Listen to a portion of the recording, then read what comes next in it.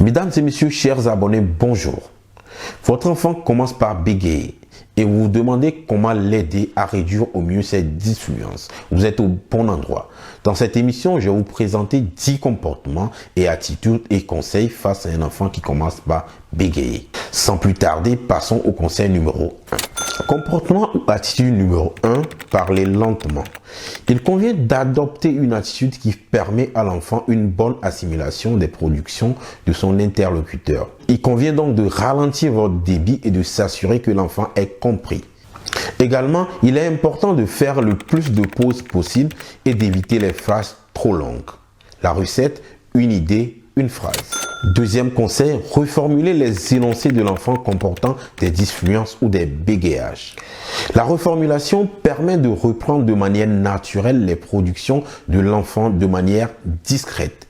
Également, cela permet de lui donner une bonne prononciation. Également, reformuler permet à l'enfant de prendre conscience de notre présence dans l'échange et également dans l'activité.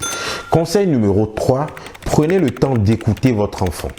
Si jamais vous n'êtes pas disposé à écouter votre enfant pour diverses occupations, il est important de lui faire savoir et de différer l'échange. Ensuite, il convient de prendre du temps dans un endroit calme et sans distraction et de revenir sur le sujet. Également, il faut éviter de parler à l'enfant en faisant d'autres choses, par exemple en regardant sur son téléphone où l'on ne mobilise pas l'attention de l'enfant.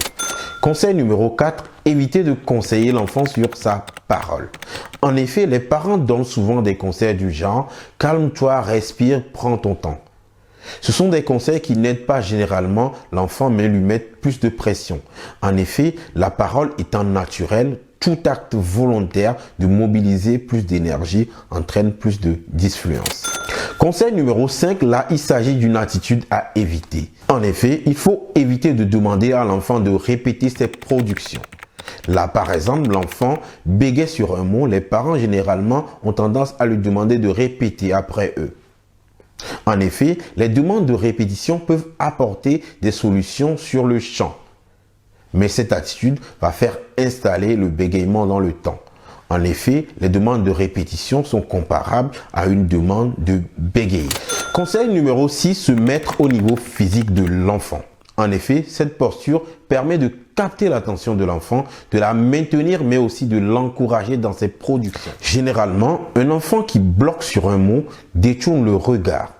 Se mettre à la hauteur de l'enfant permet de maintenir l'échange mais également de l'encourager dans ses productions. Conseil numéro 7, instaurer des temps d'échange réguliers avec l'enfant. On peut choisir par exemple chaque soir à une heure précise de faire des activités avec l'enfant. On peut choisir entre autres des activités de lecture, de description d'images, de récitation ou de chant. Dans ces échanges, il est important de reformuler, comme on l'avait dit, les productions de l'enfant. Il est important que ces échanges soient totalement ludiques et n'impliquent aucun stress de la part des parents. Conseil numéro 8, féliciter l'enfant en cas de fluence parfaite. En effet, généralement, les parents ont tendance à faire uniquement des reproches à l'enfant quand il bégaye. Il est important que ce dernier se sente également félicité quand sa parole coule bien. Par exemple, la méthode LeetCom utilisée généralement par les orthophonistes préconise 5 commentaires positifs pour un commentaire négatif. De manière résumée, il convient de faire plus de commentaires positifs à l'enfant au départ et ne pas lui faire des reproches uniquement sur ses dysfluences. On peut par exemple trouver avec l'enfant des expressions ou des mots pour signaler ses dysfluences, mais également quand il s'exprime bien. Conseil numéro 9, éviter le stress, la fatigue, le manque de sommeil et la pression temporelle. Plus l'enfant va être fatigué, plus il manquera de sommeil, plus il aura tendance à bégayer. Il est important de veiller à ses rythmes de vie. Il est également important de réduire le temps que passe l'enfant devant l'écran qui constitue un réel facteur de fatigue. Conseil numéro 10, consulter un spécialiste.